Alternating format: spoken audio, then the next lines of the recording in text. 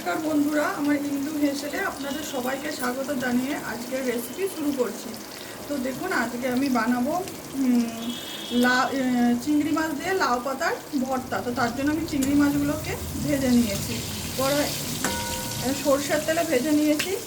এবারে চিংড়ি মাছগুলো আমি একটা জায়গায় তুলে রাখবো। চিংড়ি মাছগুলো ভেজে তুলে নিয়েছি। এবারে এই তেলটা কিছুটা আমি একটা জায়গায় তেলটা আমি তুলে রাখবো, এতটা তেল লাগবে না। দেখুন বন্ধুরা, আমি কিছুটা তেল তুলে নিয়েছি। তো এবার বাকি তেলেতে আমি এখন দিয়ে দেব কালো জিরে। কালো জিরে দিয়ে দিলাম, আর দিয়ে দেব গোটা রসুন, শুকনো লঙ্কা, কাঁচা লঙ্কা। এটা আমি এখন দিয়ে দেবো,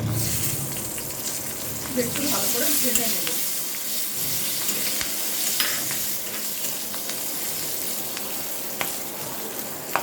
দেখুন বন্ধুরা, রসুন, কাঁচা লঙ্কা, শুকনো লঙ্কা আমি ভেজে নিয়েছি। এখন এগুলো আমি একটা জায়গায় তুলে নেব।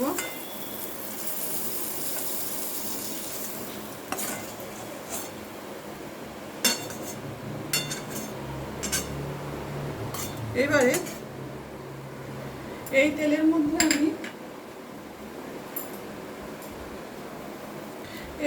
মধ্যে এখন আমি কেটে রাখা লাউ শাকগুলো দিয়ে দেব। লাউ শাকগুলো আমি কেটে ভালো করে ধুয়ে কেটে নিয়েছি। তো এই লাউ শাকগুলো এখন আমি দিয়ে দেব।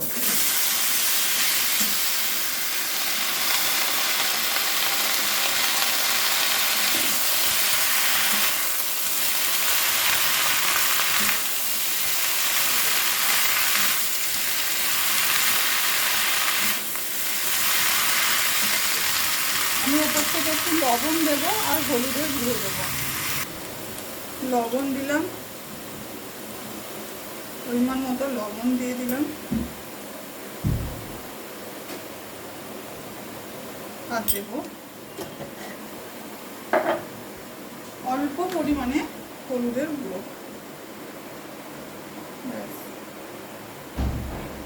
এবার এটা ভালোভাবে আমি মিশিয়ে নেব।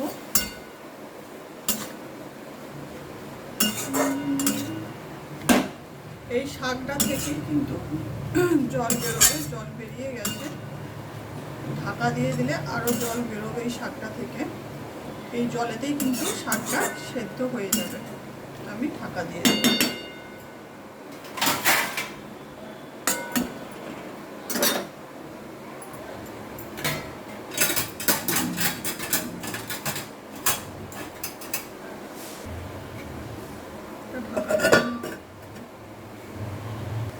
দেখুন বন্ধুরা, শাকটা থেকে আমার কতটা জল বেরিয়েছে। তো আবার এটা আমি গ্যাসটা কিন্তু আমার লো ফ্লেমে রেখেছি। তো আবার আমি এটা ঢাকা দিয়ে দেব।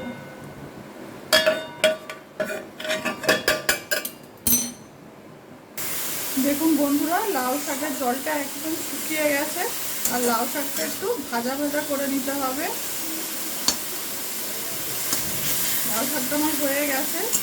এখন এটা আমি এই সব কিছু দিয়ে, এই কাঁচা লঙ্কা, শুকনো লঙ্কা, রসুন যেগুলো ভেজে রেখেছিলাম, আর এই লাউ শাক, আর এই চিংড়ি মাছ, ভাজা চিংড়ি, এই সবটা আমি একসাথে শিলে বেটে নেব। দেখুন বন্ধুরা, আমি শিলেতে লাউ শাক ভাজাটা নিয়ে নিয়েছি, আর এই কাঁচা লঙ্কা, শুকনো লঙ্কা আর রসুন ভাজাটাও নিয়ে নিলাম। তা ভালোভাবে আমি বেটে নেব।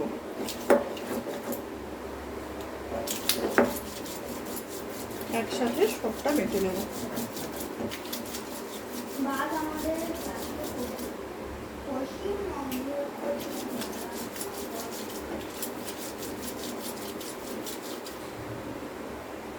তো দেখুন বন্ধুরা, এখন আমি নিয়ে নেব চিংড়ি মাছ ভাজাগুলো।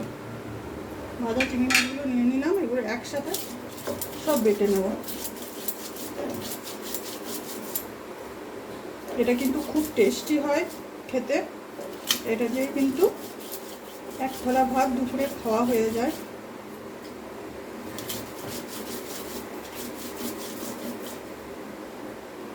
দেখুন বন্ধুরা, আমার লাউ পাতাটা বাটা হয়ে গেছে। এখন উপর থেকে একটু কাঁচা সরষের তেল দিয়ে দেব। এটা সবকটা একসাথে আমি মেখে নেব।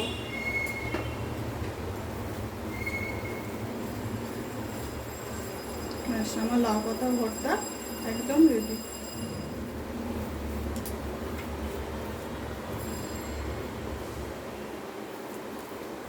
তো চলুন বন্ধুরা,